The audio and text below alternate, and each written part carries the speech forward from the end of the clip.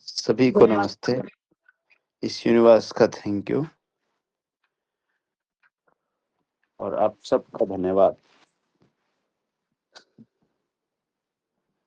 कैसे हैं आप सभी?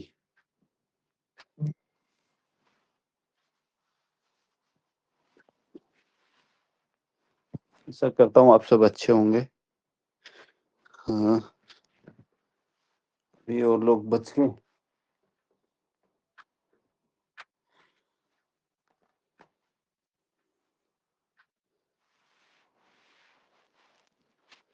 तो बाद में बोलते हैं कि हमें क्लास के बारे में आप बताते नहीं हो।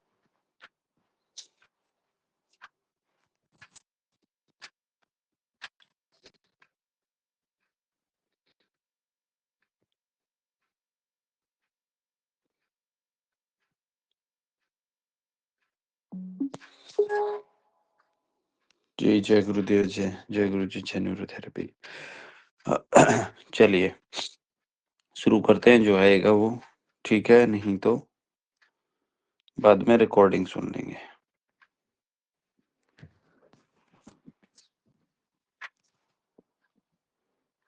हमने पिछली क्लासों में क्या जाना था? पिछली क्लास में हमने जाना था कि साइट ऑफ वात,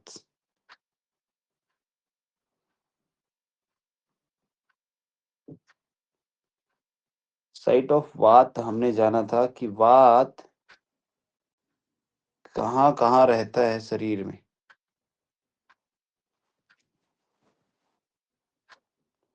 और कहाँ कहाँ जाता है तो वो क्या करता है।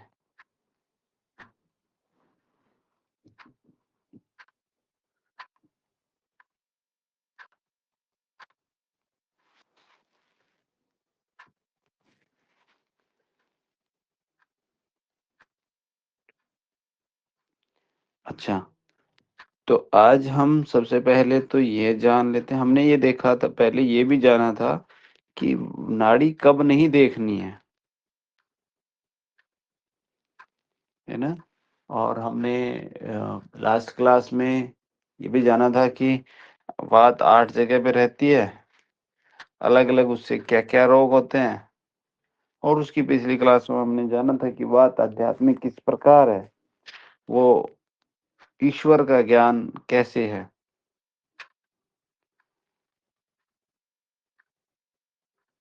ये जो नाड़ी है वो ईश्वर का ज्ञान कैसे है। तो आज हम सबसे पहले तो कि नाड़ी देखनी कब चाहिए, क्योंकि नहीं देखने वाला तो हमें पता चल गया, तो कब देखनी चाहिए नाड़ी। नोट कर लो, प्रातः काल देखनी चाहिए। प्रातः काल समय लगभग 6 बजे से 11 बजे तक आप देख सकते हो। वैसे तो नॉर्मली मतलब जनरली पेशेंट कभी भी आए, कभी भी देखो, लेकिन आपको सही नाड़ी देखनी है तो प्रातः 6 से 10 बजे तक सही बताती है वो। उसके बाद आपको अभ्यास होगा कि इस समय पे बायो क्लॉक के बारे में हम जानेंगे कि कौन से घंटे में, कौन से मिनट में कौन सा चेंज आता है। ठीक है जी, हर 45 मिनट में एक चेंज हो जाता है, जैसे स्वर बदल जाता है। हर 2 घंटे में जो नाड़ी का जो प्रभाव है, वो रोग का प्रभाव है, वो बदल जाता है।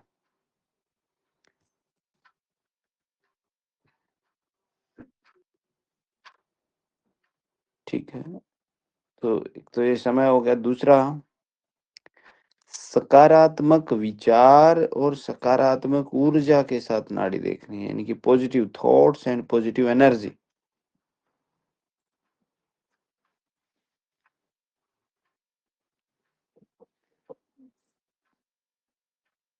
और वैद्य और रोगी दोनों सुखासन में बैठे हों तब नाड़ी देखनी है।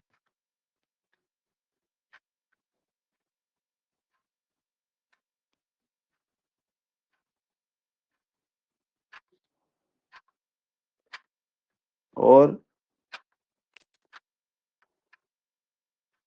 किसी भी प्रकार का वेग ना हो, ना रोगी को हो और ना वैद्य को हो। वेग मतलब ना तो उसको ये हो कि मेरे को खाँसी आ रही है, ना उसको ये हो कि मेरे को पोटी सूसू जाना है, ना उसको ये हो कि मेरे को भूख लगी है बहुत तेज, मेरे को खाना खाना है, ना उसको ये हो कि मेरे को नींद आ रही है, मेरे को सोना है। यानी कि वेग एक्स वाई जेड जो प्राकृतिक जो तरीके से जो है, वो किसी भी प्रकार का नहीं होना चाहिए।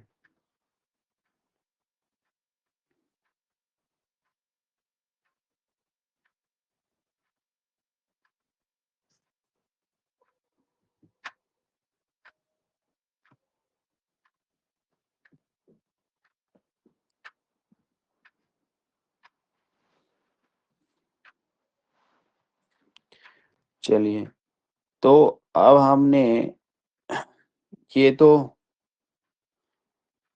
पता कर लिया था कि नाड़ी ये वो जो शरीर में वात कहाँ-कहाँ रहती है। अच्छा, उस वात को जो हमने साइट ऑफ वात जाना था, उस वात को पेशेंट को या हमें, मतलब आप जो है ना क्या करवा के, क्योंकि होता है ना कि पेशेंट क्या करे, उसको क्या खिलाना है?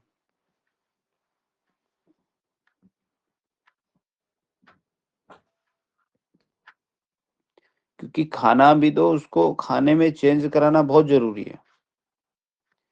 जब तक आप उसका खाना-पीना, क्योंकि वात का बढ़ना तो वहीं से हो रहा है। खाना नहीं बदलवाओगे तब तक उसमें चेंज नहीं आएगा।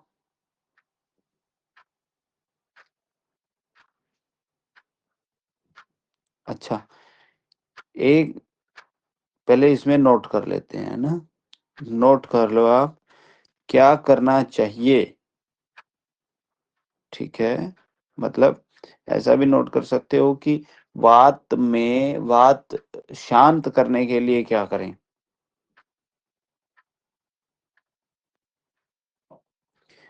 गुनगुना पानी पीना चाहिए, घी, तेल, ठीक है? तिल तिल, मूँग की दाल, पका हुआ भोजन, नियमित दिनचर्या, समय पर भोजन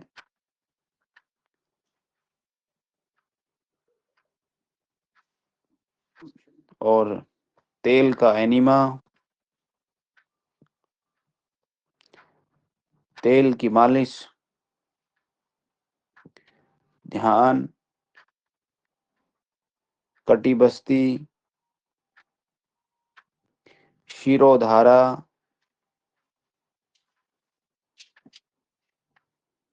आदि करना चाहिए।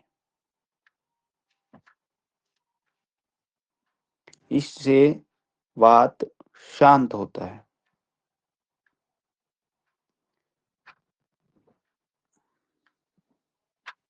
और क्या नहीं करना चाहिए? मतलब ये पेशेंट को ऐसा नहीं है कि आपको न्यूरोथेरेपी ट्रीटमेंट नहीं देना है। न्यूरोथेरेपी ट्रीटमेंट देना है, 100% देना है। लेकिन यदि आपने उसको ये बोला कि नियमित दिनचर्या करिए, तो बात बढ़ेगी नहीं। आपने जो शांत कर दिया आज, मतलब आज जितना कम कर दिया, जो ट्रीटमेंट दे दिया, ऐसा होता है ना बहुत बार। आप लोग यदि ट्रीटमेंट देते हैं तो क्या होता है कि आपने ट्रीटमेंट दिया तब तो आराम आया, पेशेंट घर पे गया, खाना खाया, 2 घंटे 4 घंटे बाद फिर से दर्द लौट के आ गया। इसका मतलब क्या हो रहा है कि आपने तो कम कर दिया,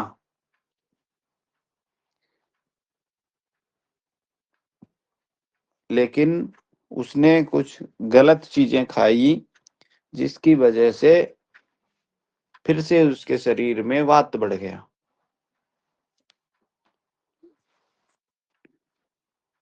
और उसको सख्त चीज़ें क्या मना करना है? उस समय लगा के दे दी। अरे इसमें चार्जर है।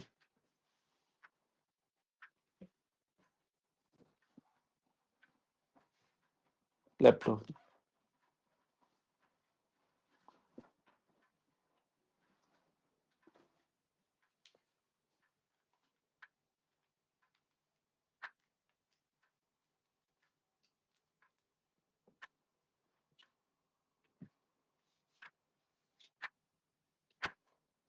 क्या नहीं करना है उसको,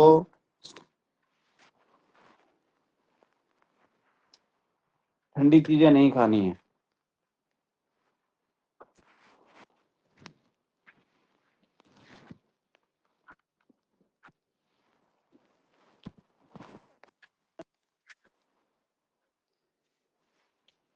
ठंडी मतलब आइसक्रीम हो गई, ठंडा पानी हो गया, ठीक है, जो भी ठंड प्रवृत्ति की हैं वो नहीं खानी है।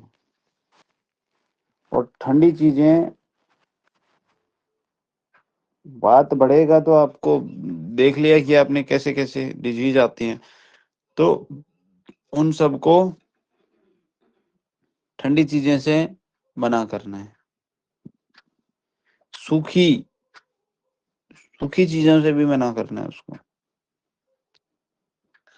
कठोर चीजें, हार्ड समझ रहे होंगे, उपवास से मना करना है उसको, कि उपवास नहीं करना है। ठीक है, बहुत सारे मतलब ऐसे रखते हैं ना कि उपवास वो 2 दिन का 3 दिन का, है ना, वो गलत है। उससे वात बढ़ेगी, गैस बनेगी। यदि उपवास करता है तो इस शर्त के साथ कराना है कि जब भी वो पानी पिएगा तो पानी में घी डालकर पिएगा। ठीक है, और एनीमा जरूर करेगा, बस्ती जरूर करेगा। ठीक है, ताकि शरीर का स्नेहन हो और जो रुका हुआ मल है वो बाहर निकले। अनियमित दिनचर्या नहीं करानी है उसको। मतलब कि कभी मन किया तो 12 बजे खाना खा लिया, कभी मन किया तो खाया ही नहीं, कभी मन किया तो सुबह 6 बजे खा लिया, अगले दिन पूरा दिन खाया नहीं, रात को 2 बजे खाया।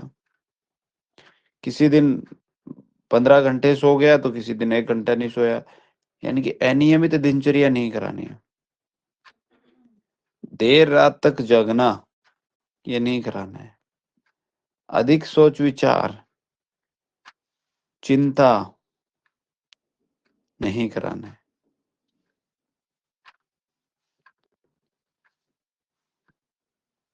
ठीक है,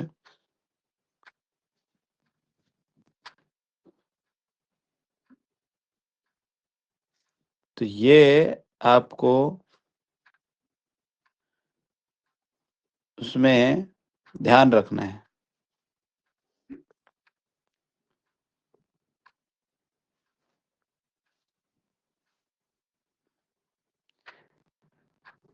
ठीक है,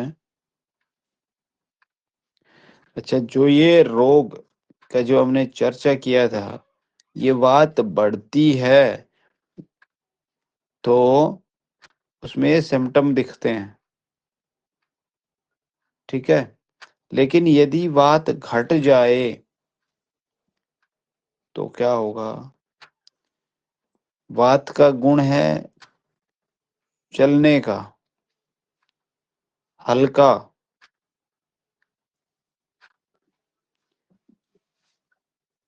है ना, और तीव्र, रूखा। तो इन गुणों के विपरीत गुण उस पेशेंट में आ जाएंगे। क्या हो जाएगा? सुस्ती हो जाएगी। बात यदि घटा तो सुस्ती, भारीपन, आलस्य, धीमी गति। ठीक है,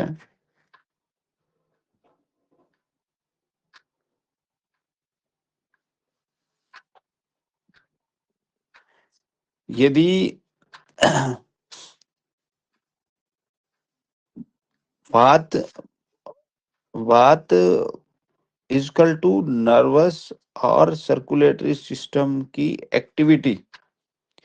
न्यूरोथेरेपी या वैज्ञानिक दृष्टिकोण से यदि हम देखते हैं तो वात इजकल टू नर्वस और सर्कुलेटरी सिस्टम की एक्टिविटी, सक्रियता। ठीक है। न्यूरोथेरेपी के अनुसार यदि शरीर की इलेक्ट्रिकल यानी कि न्यूरल और फिजिकल यानी कि सर्कुलेटरी जो गतिविधियां हैं उसका प्रतीक है। न्यूरोथेरेपी की भाषा में बात करेंगे तो न्यूरल और सर्कुलेटरी की जो एक्टिविटी है उसका प्रतीक है।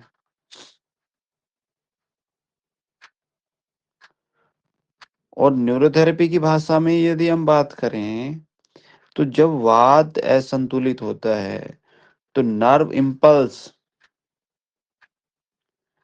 ब्लड फ्लो, मस्कुलर टोन गड़बड़ होने लगते हैं।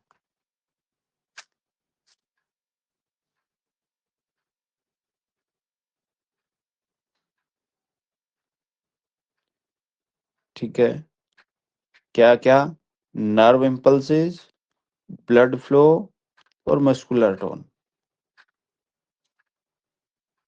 ये तीनों गड़बड़ होने लगते हैं।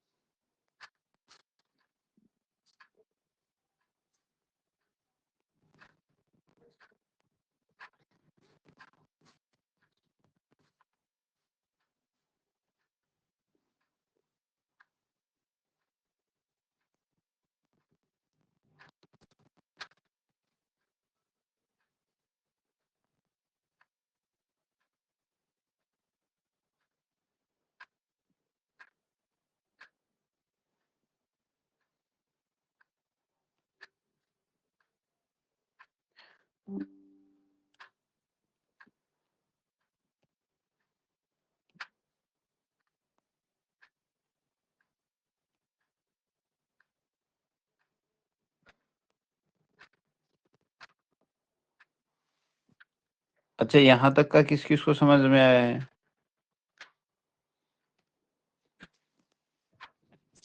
समझ आ गया सर। आ रहा है समझ? Yes sir. Okay.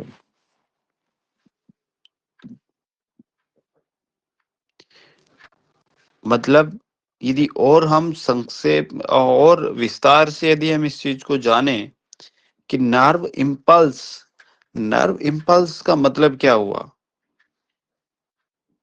Nerve impulse में गड़बड़ी होगी तो क्या होगा? नर्व इम्पल्स में यदि गड़बड़ी हुई तो जो वात जो है वो मन और तंत्रिका का नियमन करता है। तो जो सिग्नल्स है ना दिमाग से शरीर तक भेजने चाहिए वो सही से नहीं पहुंचते हैं। ब्रेन के सिग्नल शरीर तक सही नहीं पहुंचेंगे। ठीक है। उसमें आपको कैसे पता चलेगा? उसको कहीं नसों में जलन होगी, सुन्नपन होगा, झुंझनी होगी, चिंता होगी, चक्कर आएंगे और नींद की कमी।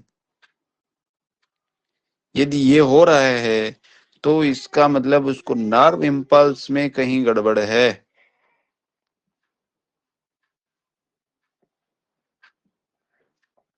ब्लड फ्लो असंतुलित हो जाता है, इम्बैलेंस हो जाएगा। मतलब वात ही रक्त के प्रवाह को नियंत्रित करता है, उसकी गति को। क्योंकि वात का क्या गुण है? चलने का। तो ब्लड चलता है तो यानी कि उसका जो चलने की जो उसकी गति है उसको जो कंट्रोल करता है वो वात ही करता है।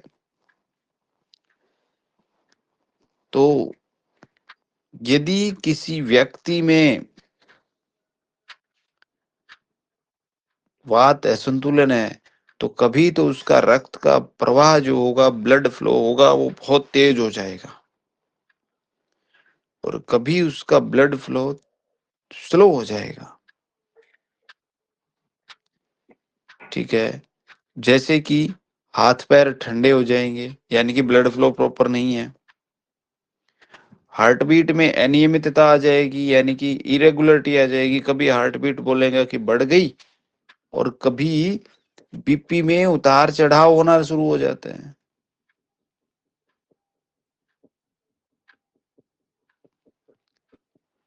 और थर्ड क्या था? Muscular tone.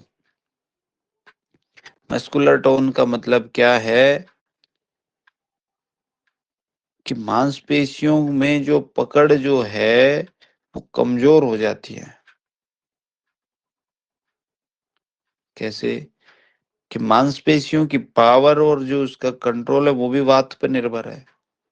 वात यदि बढ़ गई तो मांसपेशियों में दर्द, खिंचाव, कंपन, क्रैम्प्स, कमजोरी और जल्दी जल्दी थकान होना।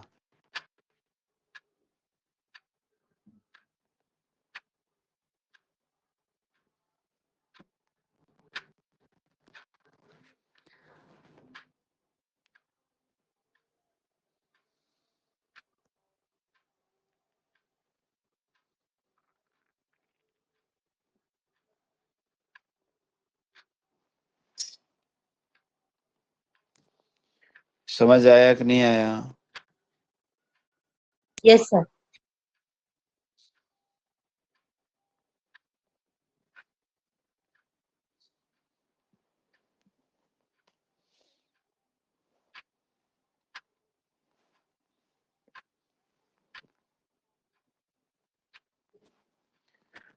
तो देखो, यानी कि वात को आप कैसे समझ सकते हो, कैसे उसको डायरेक्ट केवल आपने मतलब देखा उसको और पकड़ लिया कि इस व्यक्ति का बात गड़बड़ है।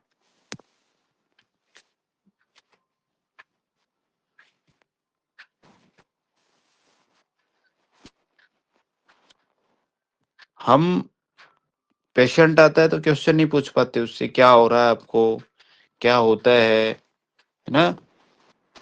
मतलब कितने सारे क्वेश्चन पूछते होंगे आप मुझसे भाई। क्वेश्चन से पेशेंट से क्वेश्चन पूछने होते हैं कि नहीं होते? Personal diagnose yes sir. करना चाहिए। लेकिन आप लोग ईमानदारी से यदि हम देखें तो कितने प्रश्न करते होंगे?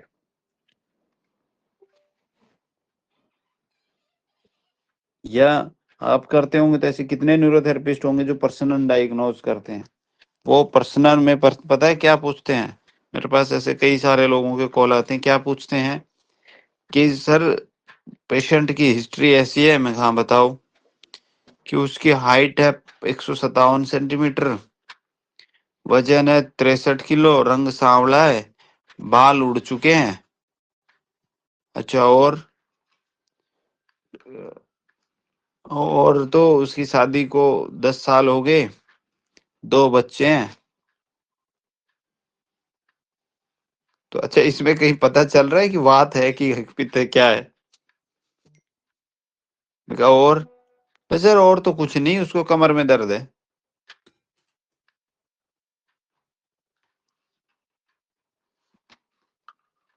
ऐसे क्वेश्चन पूछते हैं।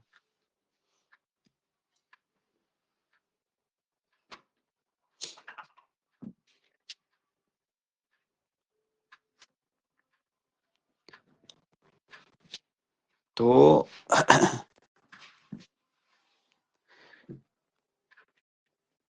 ऐसे नहीं है, हमें उसको एग्जैक्ट पूछना है। और एग्जैक्ट आपको समझ में आ गया होगा अभी शायद। Yes sir. अच्छा, तो आपको ये भी पता चल गया होगा कि वात का यदि बढ़ा या घटा तो आपको क्या करना है। चलो मैं एक और बता देता हूँ। वात यदि बढ़ेगा तो लीवर का जो फंक्शन होगा ना वो लो होगा। वात बढ़ा तो लीवर फंक्शन लो होगा, कोलन में ड्राइनेस आ जाएगी और एड्रिनल ग्लैंड हाइपो एक्टिविटी करेगी। तो अब लीवर का फंक्शन लो हो गया, तो यानी कि आपको क्या करना है, लीवर पॉइंट देना है, एड्रिनल ग्लैंड का पॉइंट देना है, कोलन को ठीक करना है।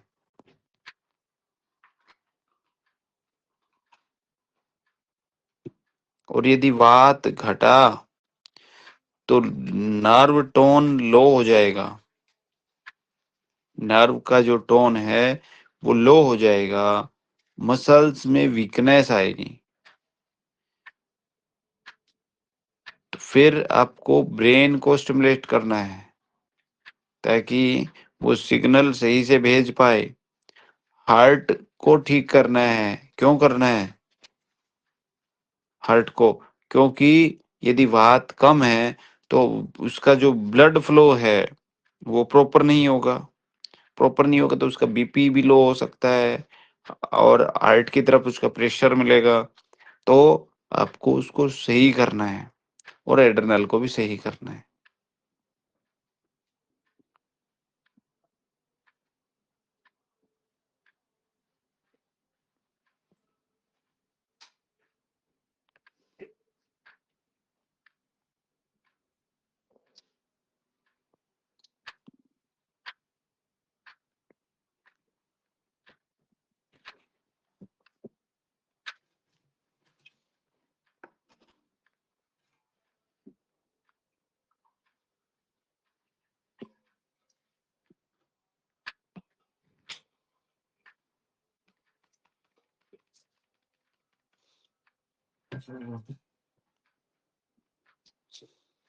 अब हम आते हैं कि एक वात में एक गति मिलती है।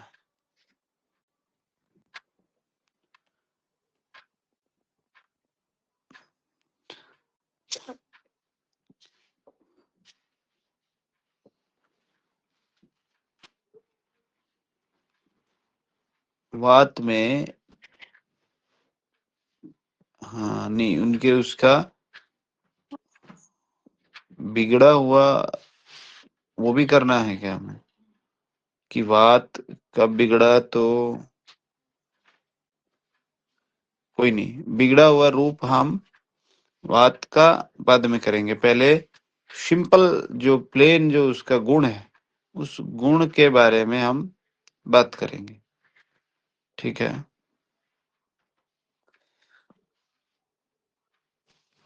अच्छा, तो आप में से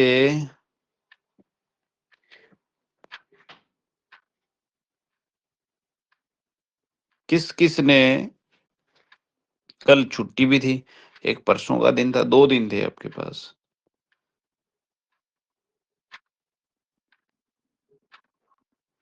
तो जो है कि किस किस ने वात की नाड़ी चेक करी, पेशेंट की, अपनी, कहीं और?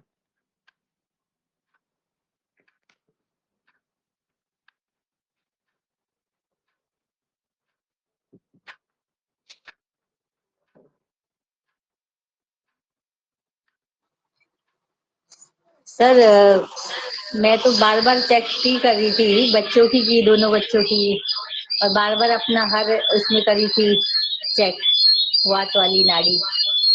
हाँ जी, सर ये एग्जैक्टली ये इम्बैलेंस है करके कैसे समझ आएगा सर? ये नहीं मुझे समझ आया।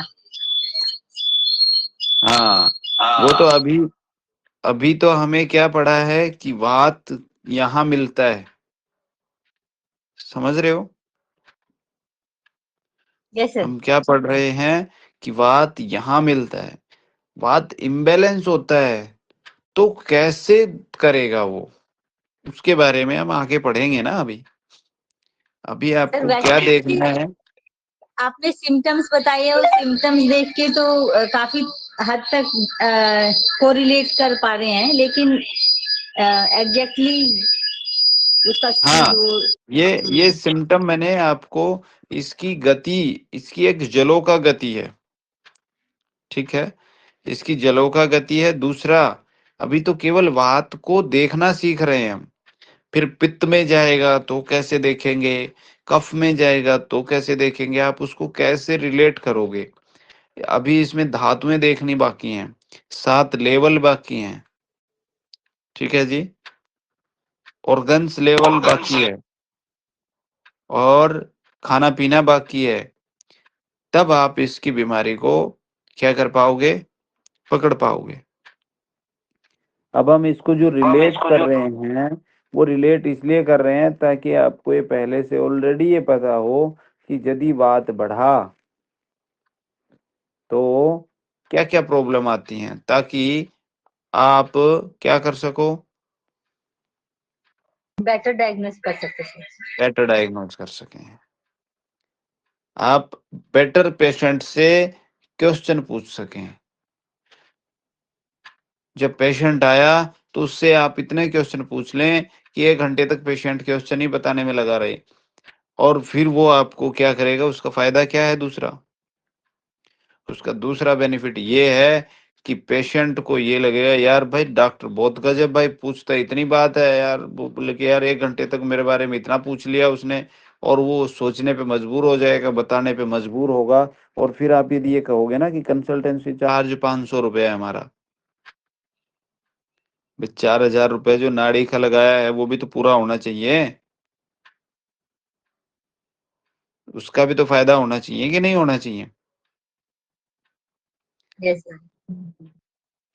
और जब वो आपने आधा घंटा पौना घंटा उसको पूछने पर ये लगा दिया और उसको ये समझा दिया आपने, पूछोगे तो बताओगे भी ना कि ऐसा हो रहा है तो ऐसा इसलिए हो रहा है, और आपने उसको इतना समझा दिया कि यार हाँ, और उसने ये दिखा दिया आपने उसमें इतने सारे क्वेश्चन करके उसको कि वास्तव में उसको रोग ये है, और आपने ये दिखा दिया ना, तो वो आपको ये जान लेगा कि हाँ, इस व्यक्ति ने या इस डॉक्टर ने या इस महिला ने मेरा रोग पकड़ लिया, और अब मैं क्या हो जाऊंगी। अगली बात बोलो आप। ठीक हो जाएंगे सर। ठीक हो जाऊंगे। और जब इतना सा काम कर लिया ना आपने, तो 3 सीरीज मैंने आपको एक क्लास में बताई थी कि मन, ऊर्जा और शरीर। तो आपने उसके मन पर काम कर लिया, तो बृहस्पतिवार की क्लास में हो सकता है आपको ये समझ नहीं आया होगा कि मन पर कैसे काम करना है। तो जब आप उससे 100, 200, 500 क्वेश्चन आप उससे पूछोगे ना, तो उसके मन में जो टीस है, जो मन में जो दर्द है, वो निकल के आ जाएगा। लेकिन कब आएगा, जब आप उससे इतने सारे क्वेश्चन पूछोगे, तब उसके मन का दर्द निकल जाएगा। वो अपना सारा दुखड़ा बता देगा, मेरे को इस वजह से ऐसा हो रहा है, आपने उसको बचपन तक घुमा दिया और सब डेटा उसका नोट कर लिया। तो एक तो आपका इतना, मतलब आपको इतनी नॉलेज मिल जाएगी आपको भी कि भाई यार बहुत गजब, और पेशेंट भी खुश, वो कंसल्टेंसी चार्ज भी देके जाएगा, और आपको एक ट्रीटमेंट का एकदम सटीक तरीका मिल गया कि क्या करना है हमें, किसी से पूछने की जरूरत नहीं पड़ेगी। अब बात आती है हेमा जी कि हमें इम्बैलेंस का कैसे पता चलेगा। इम्बैलेंस कैसे पता चलेगा कि यदि आपको नाड़ी सर्प गति की तरह मिलती है, सांप की तरह मिलती है, तो इसका मतलब उसमें वो सही स्थान पर चल रही है। और उसमें यदि आज हम बात करेंगे मंडूक गति की, यानी कि पित्त की नाड़ी की, यदि उसमें पित्त का कुछ संबंध मिल रहा है, मतलब मेंढक की तरह कूदने का, उछलने का, फुदकने का, तो यानी कि वात की जगह पर पित्त घुस गया है जी। क्योंकि वात का गुण तो था सांप का, और सर्प ने अपनी जगह छोड़ करके उधर पित्त घुस गया कि आपके घर में कोई पड़ोसी घुस जाए तो प्रॉब्लम होगी कि नहीं होगी? जैसे है ना? तो अभी हमें इम्बैलेंसिंग नहीं चेक करनी है, ठीक है? किसी का रोग नहीं ढूंढना है। मैं आपको इसके साथ साथ साइट ऑफ वात, उसके रोग, उसका डायग्नोज, उसके लक्षण, ये क्यों बता रहा हूँ? ये मैं इसलिए बता रहा हूँ ताकि आपको उसका इम्बैलेंसिंग ढूंढने में या आपको पेशेंट में वो गुण मैच किए और आपको तुरंत पता चल जाए वात गड़बड़ है। और आप उसकी नाड़ी जब चेक करोगे, मान लो 50 पेशेंट, अभी तो आप क्या कर रहे हो कि 2 बच्चों की और आपकी चेक की, लेकिन जब आपके पास पेशेंट आएगा, या वो पेशेंट की नाड़ी चेक करो, रेगुलर बेस पे 2 पेशेंट आ रहे हैं तो भी उसकी नाड़ी चेक करो रेगुलर बेस पे, 1 मिनट का समय लगेगा, ट्रीटमेंट से पहले भी, ट्रीटमेंट के बाद भी। पेशेंट को भले ही कुछ मत बताओ, आपको नहीं पता ना, तो कुछ जरूरी नहीं है आपको उसको, पेशेंट को ये बताना कि आपको ये हो गया है, ठीक है? अभी जब तक कंप्लीट हम ना पहुंच जाएं, तब तक आपको कुछ नहीं, क्योंकि अभी तो आपको कुछ नहीं पता चल रहा। हाँ, आप अन्य पेशेंट को बताने के लिए जो गुण या जो साइट मैंने आपको बताई और वहां कहीं गड़बड़ है, तो आप उसको ये बता सकते हो कि वात आपके इस जगह पर है। इतना तो पता चल गया ना आपको? Yes sir. हाँ, और जिस जगह पर है उसको बोलो पेशेंट को कि इस जगह पे स्नेहन करना है, मतलब कि चिकनी चीजों की मालिश करनी है वहां पे। जैसे सिर में है तो बोलो कि उसको घी तेल वो अच्छे से रमाए, है ना, थोड़ा सा घी पिए, घी खाए, तिल के तेल की किसी तेल की मालिश करे, है ना, वो उसको खाने पीने में थोड़ा सा बदलाव बताओ, तो क्या होगा, उसको आराम आएगा। और जब हम तीनों तो वात पित्त के नाड़ी को देख लेंगे कि तीनों का गुण क्या है, कहाँ कहाँ रहती हैं, क्या क्या डिजीज होती हैं, और फिर उनमें जो गड़बड़ आती है और उसका जो इम्बैलेंस होता है कि भाई इसमें मतलब, हाँ, कौन सा दोष आ गया, कौन सी गति आ गई। तो 18 गतियां हैं अभी हेमा जी, तो अभी तो गति पे तो गए ही नहीं है अभी। अभी अकेला वात ही देखा है हमने कि वात की सर्प गति, यानी कि जो वात की सामान्य गति है, जिसमें कोई रोग नहीं पता चलता, केवल वही देखा है कि नहीं? फिर इसमें देखो, केवल एक थोड़ा सा झलक देखी है हमने, थोड़ा सा। बोले कि भाई पर्दा हटा दो, बोले पर्दा नहीं भाई, इस हॉल में से देख ले, थोड़ा सा देखना है तो। बोले यार थोड़े से दर्शन करा दे। बोले भाई दर्शन दर्शन कुछ नहीं, इस हॉल में से छोटा सा एक सुई का होल मार रखा है, उसमें से देख ले भाई।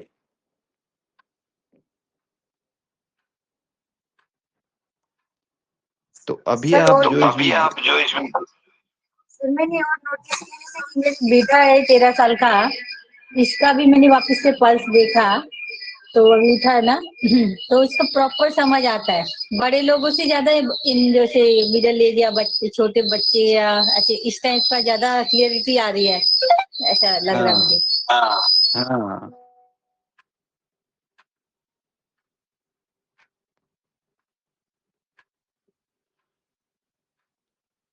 ये कल्पना जी का कट हो गया, बता रहे हैं कि अभी मेरा कनेक्ट नहीं हो रहा, अभी क्या करें भाई?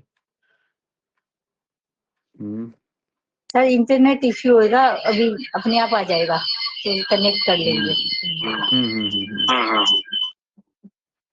नहीं तो सब लोग हैं तो उसमें तो है कि नहीं, बताओ, ग्रेट नॉलेज। बहुत बहुत सर, बहुत और मैं आपको ये जो एंड में मैं आपको एक मैं ये बता देता हूं कि हम, यदि आप इन क्लास की बुक यदि आप बनाने बैठोगे ना, तो कम से कम 700 पेज की बुक बनेगी,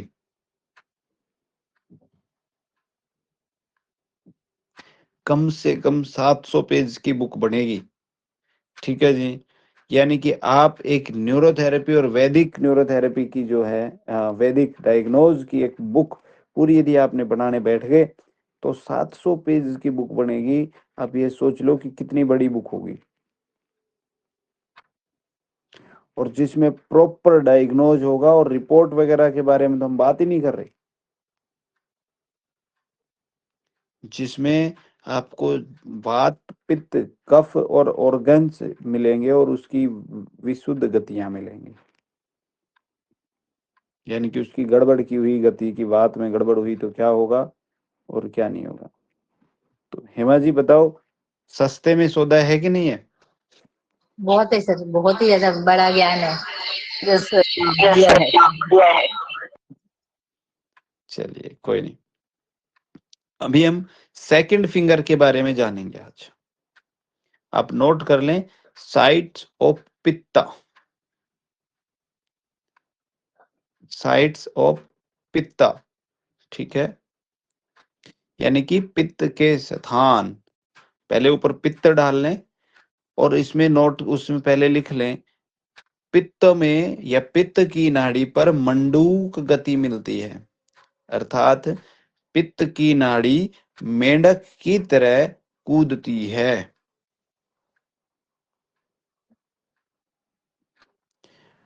और जिस व्यक्ति का पित्त ज्यादा होता है, समझ लो ऐसे व्यक्ति का जज्बा हाई होता है।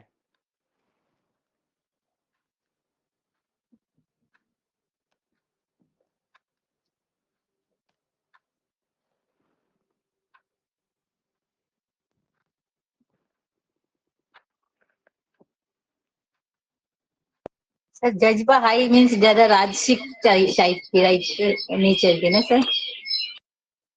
हाँ, वो ऐसे व्यक्ति का मतलब ऊर्जात्मक जो उछाल है, ऊर्जा, मतलब कि ऐसे व्यक्ति का जज्बा, आत्मविश्वास, कुछ करने की जो स्वाभाविक क्षमता है वो ऊंची होती है, जैसे कि हेमा जी की।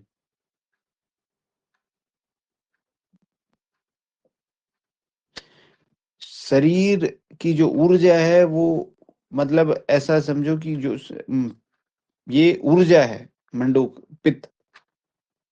अभी आगे जब हम इसको समझेंगे ना तब आपको पता चल जाएगा। ये ऊर्जा हमेशा ऊपर उठती है, कभी भी ऊर्जा नीचे नहीं जाती। पित्त अर्थात अग्नि, पित्त अर्थात अग्नि, ठीक है, अग्नि आप डाल सकते हो, पित्त मतलब अग्नि। और आप समझो कि अग्नि का गुण कैसा है, हमेशा ऊपर उठने का है, साहस का गुण देते हैं, उसकी निर्णायक क्षमता अच्छी होती है, उत्साह होता है, कुछ कर गुजरने की भावना ऐसे व्यक्ति में तेज होती है। ऐसे व्यक्ति की इच्छा शक्ति मनोबल हमेशा ऊंचा रहता है।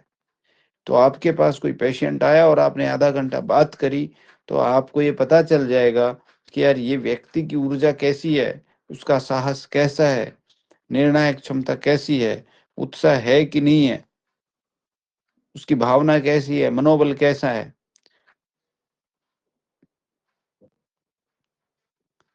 मतलब मंडूक गति का कोई व्यक्ति है तो यदि वो स्पीच दे रहा है, ऐसा समझो यदि वो स्पीच दे रहा है और उस पित्त प्रधान व्यक्ति है वो, यानी कि उसकी गति नाड़ी की गति पित्त प्रधान है, तो ऐसे व्यक्ति में डर कम होता है। किसी डेफिशिएंसी से डर आ जाए वो अलग चीज है, लेकिन कोई डेफिशिएंसी नहीं है और पित्त है प्रधान है तो उस व्यक्ति में डर कम होता है, आत्मविश्वास ज्यादा होता है। और यदि वो व्यक्ति स्पीच देगा तो वो अपनी ओर अट्रैक्ट कर लेगा, उसका जज्बा ऊंचा रहेगा हमेशा। और ऐसा व्यक्ति जीवन को चुनौतियों के मतलब जो है ना, जीवन की जो चुनौतियां है ना, कोई भी उसके जीवन में कोई चुनौती आ गई, यानी कि कोई भी किसी प्रकार की कोई प्रॉब्लम आ गई, तो उसको वो व्यक्ति अवसर की तरह देखता है। कि यार मेरे पास ये क्या मिला है, अवसर आया है एक ऐसा।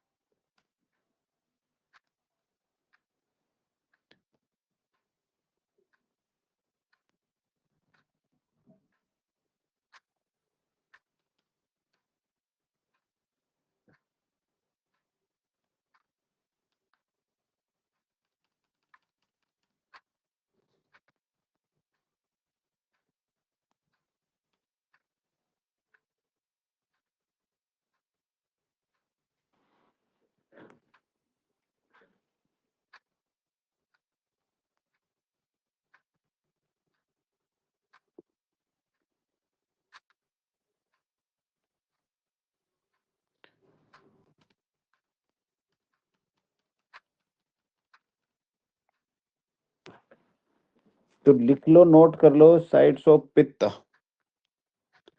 कि कहाँ मिलता है पित्त। तो सबसे पहले मिलता है नेवल, नाभि,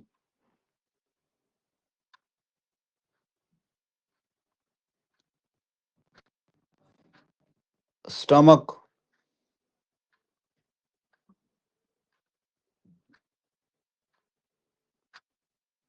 छोटी आंत,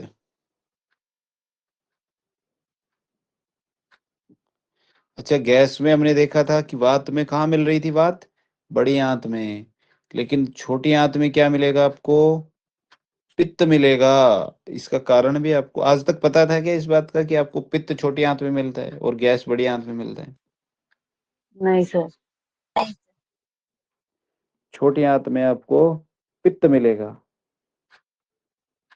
और पित्त कहाँ मिलता है, पित्त और मिलता है आपको लीवर, स्प्लीन और गॉल ब्लैडर में।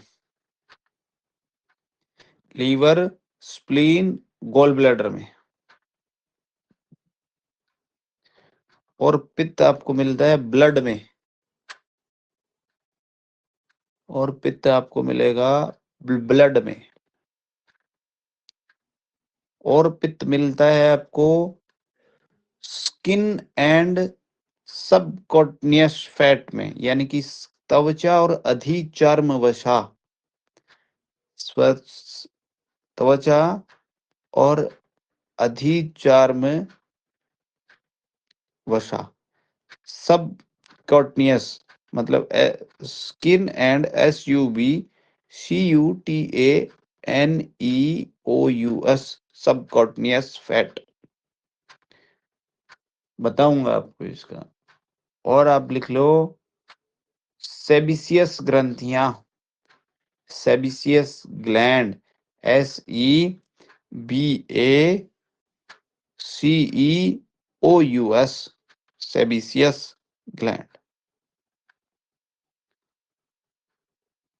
और आप लिख लो पसीना, पसीने में भी पित्त मिलता है। आईज, आंखें, आंखों में भी पित्त रहता है।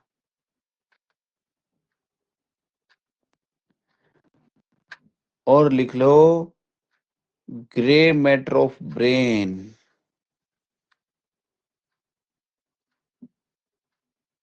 आपने देखा होगा ना कि किसी का ब्रेन से रिलेटेड प्रॉब्लम है और दो चीजें आपको मिलती हैं, व्हाइट मैटर और ग्रे मैटर। व्हाइट मैटर और ग्रे मैटर, ये दोनों, अभी मैटर तो एक मतलब दिखता है हमें ब्रेन का है, लेकिन दोनों का कारण, ग्रे मैटर होने का कारण पित्त होता है, व्हाइट मैटर होने का कारण वात होता है।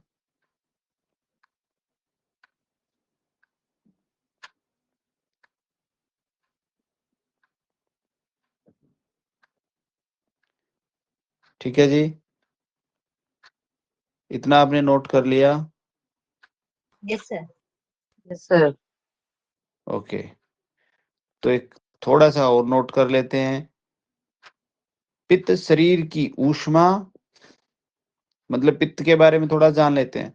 फिर ये इन अंगों पे क्या काम करेगा, ये कल की क्लास में हम जानेंगे कि मतलब सेबेसियस ग्लैंड्स में पित्त क्या करता है, पसीने में पित्त क्या करता है, आंखों में पित्त क्या करता है। ठीक है जी। थोड़ा सा जान लेते हैं कि पित्त शरीर की ऊष्मा, बुद्धि, पाचन, अवशोषण, दृष्टि, रक्त की शुद्धि, त्वचा का संतुलन करता है। और यदि पित्त अधिक हो गया तो जलन, एसिडिटी, चिड़चिड़ापन, अधिक गर्मी, पसीना, त्वचा रोग होंगे। और इसमें डाल लो ग्रे मैटर ऑफ ब्रेन भी होगा। ठीक है, और बाकी आप कल हम देखेंगे तो और पता चल जाएगा। और यदि पित्त कम हुआ, यानी कि अग्नि कम हुई, पित्त मतलब अग्नि, और अग्नि कम हुई तो क्या होगा? अग्नि का क्या काम है? उस मतलब हमारे पेट में जो अग्नि है उसका क्या काम है? पचाने का है ना? जाने का है ना सर? हाँ, पचाने का है तो भूख कम होगी उसकी, क्योंकि पचेगा नहीं तो भूख कम हो जाएगी। पाचन कैसा हो जाएगा? धीमा हो जाएगा, ठंडापन होगा, अवसाद होगा, थकान महसूस होगी, और सूजन भी हो सकती है।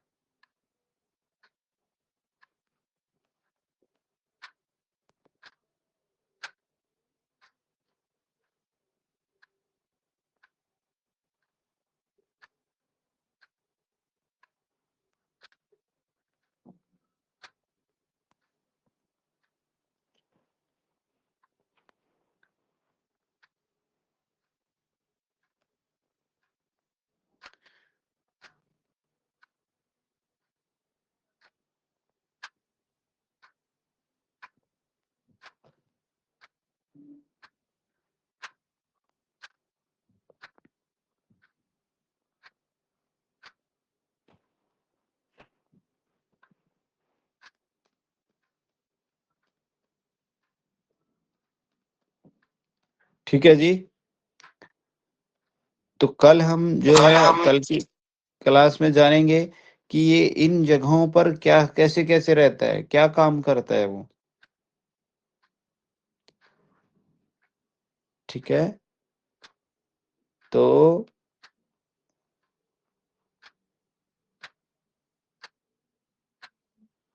इसके बारे में हम कल जानेंगे। आज की क्लास में इतना ही जानते हैं। और आज आपका जो टास्क है वो क्या है? टास्क ये है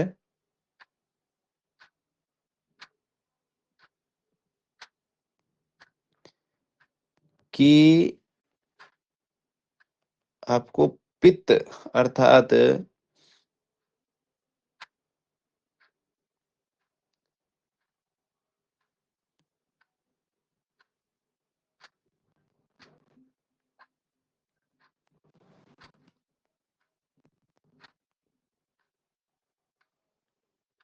पित्त मतलब कि जो मिडल फिंगर है आपकी, उसको चेक करना है, पित्त को। ठीक है, ओके सर। हाँ। और उसके तीनों पार्ट पे पहले एक पे देखो, मतलब यानी कि जो आपकी मिडिल फिंगर है उसको चेक करिए। और फिर उसके बाद आपको क्या करना है,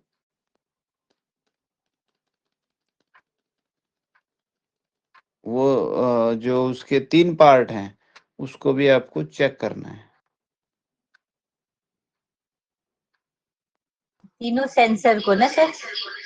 हाँ, हाँ सर, मैंने ट्राई किया था, जैसे कि एक फिंगर को बीच रख के उसका आंख बंद करके ओनली वन फिंगर को थोड़ा सा हल्का सा टिल्ट करके, लीन करके ना, राइट लेफ्ट और सेंटर में फील करने की कोशिश कर रही थी, तो सेंसर पकड़ने के लिए हल्का सा हम्म, हल्का सा फिंगर को थोड़ा सा राइट और लेफ्ट धीरे धीरे ऐसा करके चेक कर रही थी, कुछ फर्क पर लग रहा है कि नहीं बोल के। अच्छा, वैसे करना है कि सर जस्ट रखना है नॉर्मली और दब फील करना है? हाँ,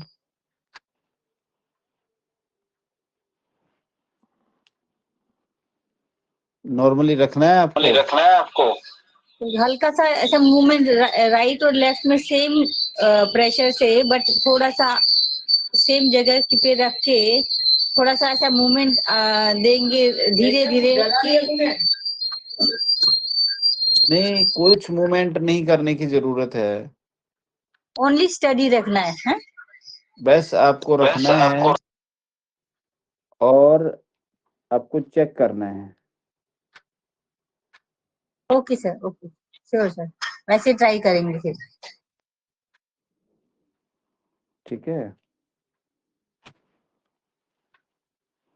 आपको मतलब मिडल फिंगर को रखा और आपको यही चेक करना है कि जो पित्त की जो नाड़ी है वो कैसा फील दे रही है, मतलब कैसे चल रही है वो। ठीक है, और आपको ये देखना है कि जो फर्स्ट फिंगर है उसमें और जो सेकंड फिंगर में क्या चेंज महसूस हो रहा है आपको।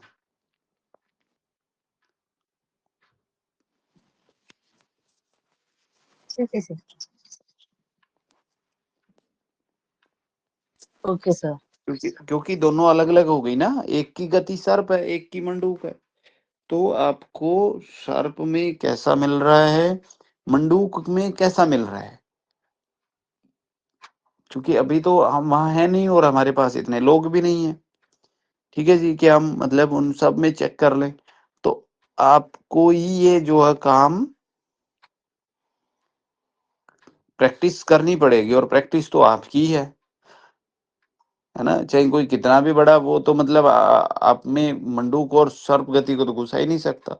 ये आएगा कैसे, जब हम हर एक में मतलब सिखाने वाला आपको ये बता सकता है एक एक लेवल पे कि यहाँ पे ऐसा आपको मिलेगा, इस प्रकार का एहसास आपको मिलेगा। वो एहसास आपको बता दिया और आपने कर लिया, तो यानी कि आप उसके जानकार हो गए, आपके दिमाग में वो फिट बैठ जाएगी बात। ठीक है, तो आज आपको पित्त की नाड़ी देखनी है, यानी कि मिडल फिंगर और फर्स्ट फिंगर भी। तो फर्स्ट में और सेकंड में अलग अलग रख करके आपको उसका चेंज फील करना है कि पित्त में कैसा फील हो रहा है और फर्स्ट में कैसा फील हो रहा है। उसको बहुत गहराई से आपको चेक करना है उसका। ठीक है, उसमें डिफरेंस आपको पता चल जाएगा।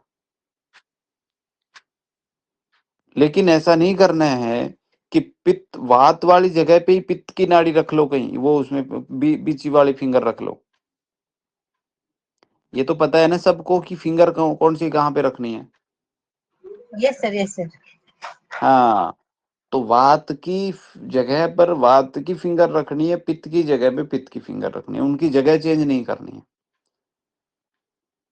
ठीक है जी, तो आपको इन दोनों का डिफरेंस और दोनों की गति, सिंपल गति जो मतलब इनकी है, वो आपको देखनी है कि कैसा महसूस हो रहा है, कैसा दिख रहा है, मेंढक कूद रहा है कि नहीं कूद रहा। और मेंढक नहीं कूद रहा तो एक व्यक्ति में नहीं कूद रहा होगा, इसका मतलब कुछ ना कुछ उसमें गड़बड़ है। यानी कि पित्त की नाड़ी पे अभी हेमा जी का यदि हम देखेंगे तो इनका पित्त ज्यादा है। आप मिडल फिंगर को रख कर चेक कर लीजिए, आपकी पित्त की नाड़ी कूद रही होगी।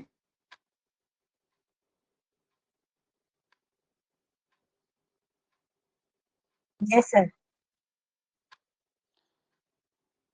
है ना, और पित्त आपका इतना ज्यादा है कि वो फर्स्ट फिंगर वाली जो है ना वात नाड़ी है उसको भी कुदा रही होगी, उसमें भी आपको एहसास होगा प्रोक्सिमल एंड की तरफ में, यानी कि हार्ट की साइड वाली जो जगह है वात की, वहां पर भी आपको मेंढक गति मिल रही होगी, आपको वहां पर भी कूदने का एहसास हो रहा होगा कि यहाँ पे कूद रही है। Yes sir, yes sir. हो रहा है ना, तो देखो, बताओ, बॉम्बे से नाड़ी इधर आ रही है कि यहाँ पे क्या हो रहा है। अभी जग्गा देव जी की बात करें तो जग्गा देव जी का जो है कफ भी है इनको, पित्त तो है, कफ भी है इनका, है ना। तो इनका जो ज्यादा है वो उसको दूसरे को कुदाएगा। अभी इन्होंने वो लाइव क्लास और पता नहीं रिकॉर्डेड देखा है कि नहीं देखा, प्रैक्टिस करके देखा है कि नहीं देखा, नहीं तो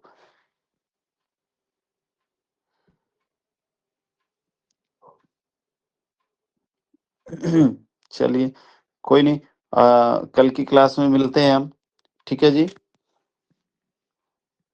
थैंक यू अच्छा सर। धन्यवाद। और इसका रिव्यू जो है आप जरूर कहीं ना कहीं पोस्ट किया करो, रिव्यू यस सर। जो है उस पे जरूर आप डाला करो, है ना। ओके। और इसमें जो है मजा आ जाए, यदि 20 बच्चे हो जाए ना इसमें, तो बस मतलब एकदम क्या ही कहना फिर तो। हम जो है ना 700 पेज की बुक का मतलब इतना बड़ा उसका एक इसको मैं कर रहा हूँ, लिख भी रहा हूँ कि मैं इसमें ये पूरी बुक इसमें हम न्यूरोथेरेपी से कैसे इसको कनेक्ट कर सकते हैं, क्या क्या चीजें हो सकती हैं ना। तो उसमें से जो है यदि उसमें 20 लोग हो जाएं तो सबका एक बहुत अच्छा सहयोग हो सकता है।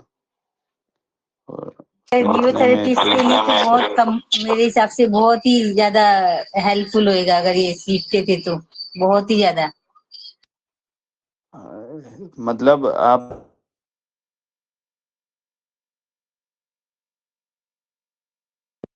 आप इसमें आप इस सीख रहे हो।